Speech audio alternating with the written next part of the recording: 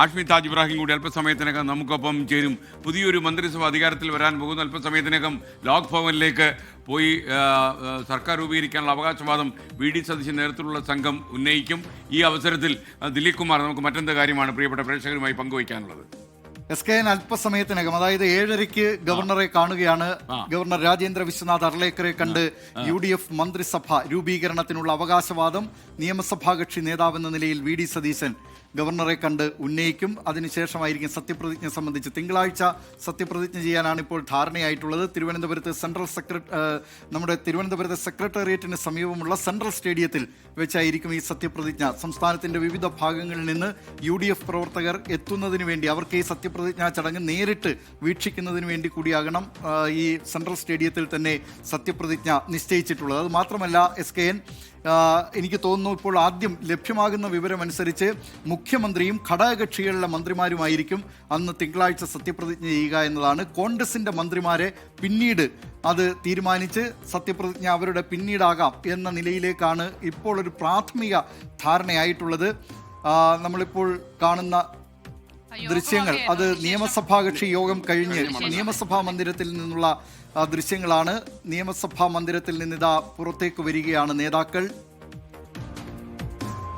R Sreejith നിയമസഭാ മന്ദിരത്തിൽ നിന്ന് ചേരുന്നു. ശ്രീജിത്ത്, നിയമസഭാ കക്ഷി യോഗം അവസാനിച്ചോ? എന്തൊക്കെയാണ് നിയമസഭാ കക്ഷി യോഗത്തിൽ നടന്നത്?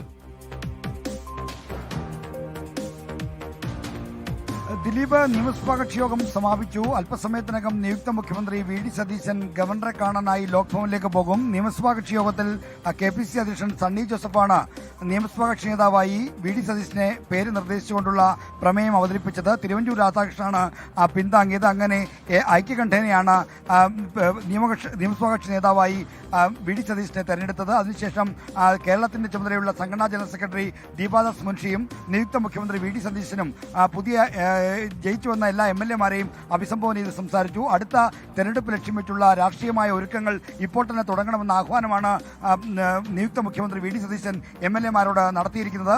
മാത്രമല്ല, MLA-മാർക്ക് ഏത് സമയവും തന്നെ ബന്ധപ്പെടാം. എല്ലാ കാര്യങ്ങളും തുറന്നു പറയുന്ന ഒരു സമീപനത്തിലേക്ക് MLA-മാർ വരണം, രാഷ്ട്രീയ ജാഗ്രതയോടെ പ്രവർത്തിക്കണം തുടങ്ങിയ ഉപദേശങ്ങളും നിയുക്ത മുഖ്യമന്ത്രി വി.ഡി. സതീശൻ നിയമസഭാ കക്ഷി യോഗത്തിൽ നൽകി. മറ്റ് നടപടിക്രമങ്ങളെല്ലാം പൂർത്തീകരിച്ചപ്പോൾ നിയുക്ത MLA-മാരും നിയുക്ത മുഖ്യമന്ത്രിയും ഒക്കെ നിയമസഭാ കക്ഷി യോഗം കഴിഞ്ഞ് പുറത്തേക്ക് വരികയാണ്. അതിന്റെ തത്സമയ ദൃശ്യങ്ങളാണ് ഇപ്പോൾ പ്രേക്ഷകർ കാണുന്നത്.